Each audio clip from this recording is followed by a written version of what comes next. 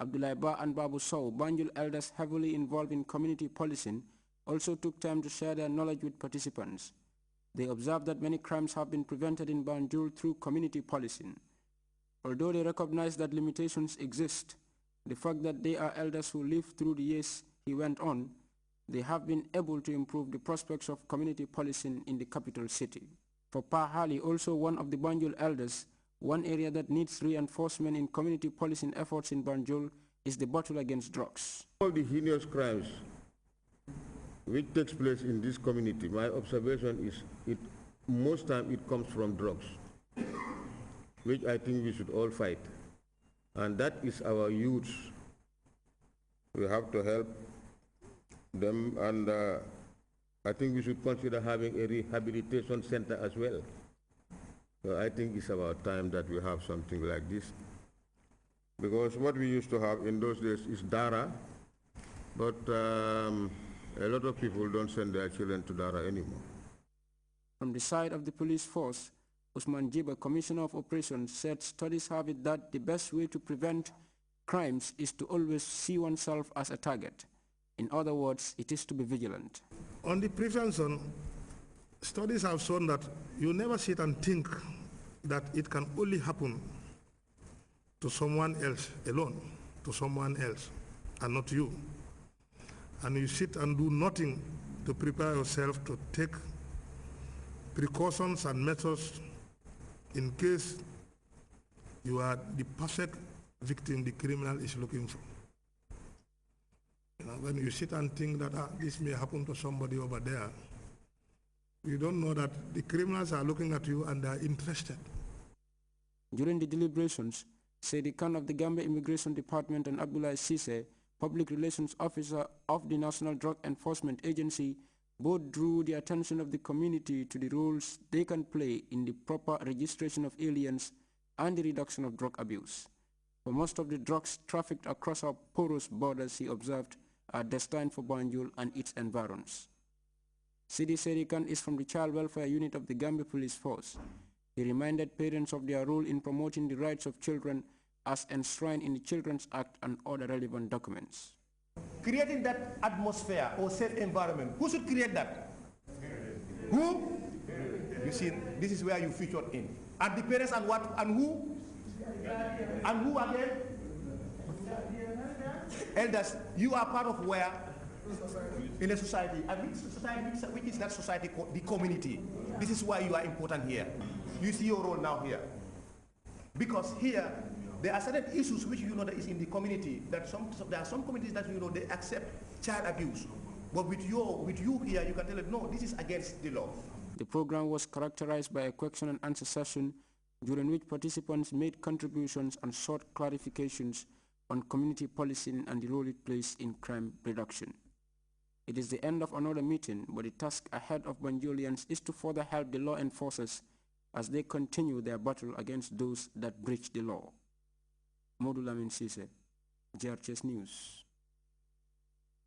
Traveling on a particular feeder road linking the coastal village of Brufut and the Combo Coastal Road around this time of the year used to be a nightmare, but that is not the case now. The road was recently given a new lease of life by members of a Brufut youth group that calls itself Fandima Kafo. Modou Lamin Cisse tells us more about that development 4 months after its commencement. The gateway to the coastal settlement of Brufut.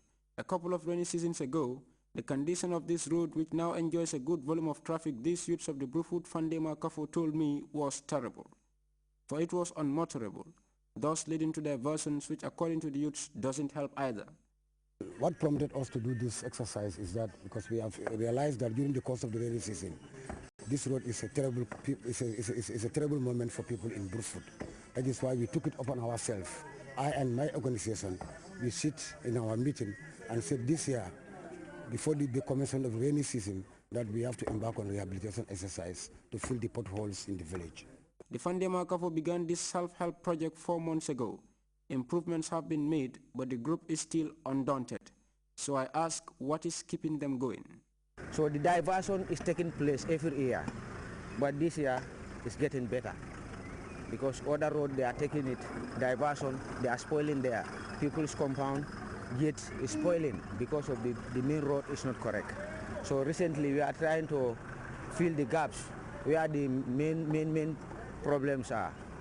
Usman went on to say that it is not only the community of Brufut that is affected by the poor condition of the route, but other communities as well. Not even only Brufut, even the village at the back of Brufut, they all use this road. Neither here or that. Villages like Madiana, you have Tintinto, Mariama Kunda. They all use this road.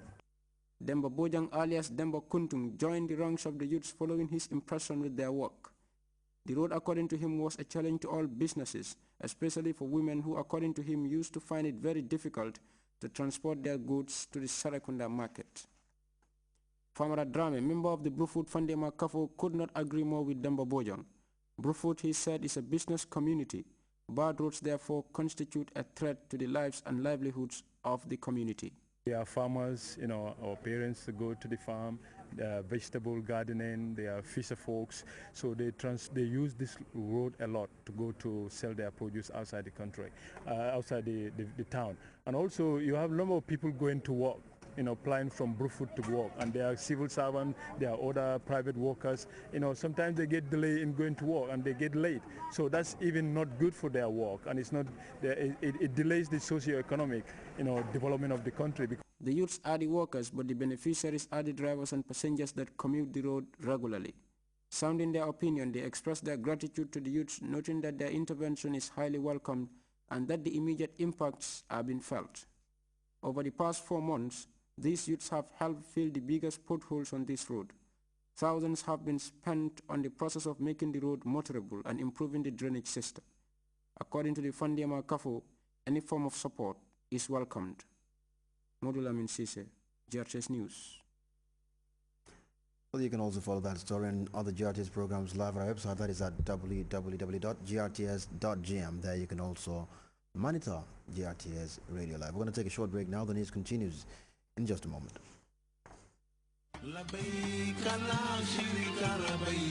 It's traditional that your national GSM provider, Gamcell, takes many of its valuable customers to Mecca each year. This year again, Gamcell will offer 10 more of its valuable customers a complete Hajj package in a draw to be held live on GRTS television. Yes, your Hajj is possible by simply loading $50 scratch card or Nopal. You can win not only a return ticket to Mecca, but also $1,000 travel allowance, food and accommodation in Medina and Mecca.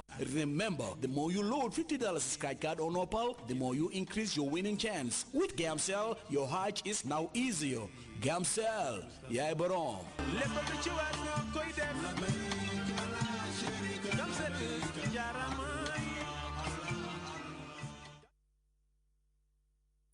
Welcome back to GRTS News, to news from beyond our borders. Now, the presidents of North and South Sudan have met on the fringes of the African Union Summit in Addis Ababa, Ethiopia, to diffuse tensions between the two countries. Their meeting comes as African leaders express concern over the conflicts ravaging the continent. The leaders deplored the crisis in the Congo and Mali and called for a speedy restoration of state authority in the affected areas. One by one, heads of state and government arrived to take part in the African Union's 19th summit. On the discussion table today are hot topics such as Mali, which has already been much debated during preparation meetings. The African Union finds it difficult to hide its impatience as the transition process proves to be slow. It's calling for a government of national unity, which it believes is the only way to face Islamist insurgents who've taken control of the north of Mali.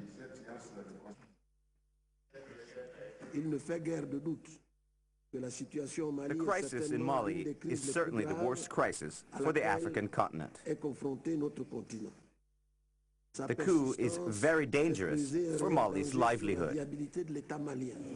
The Great Lake region is also high up on the agenda, with fresh violence in the east of the Democratic Republic of Congo. Kinshasa is accusing neighboring Rwanda of helping M23 rebels. Kigali has denied this. The African Union wants to appease tensions and says it's ready to contribute to peace forces in the region so as to counter armed groups.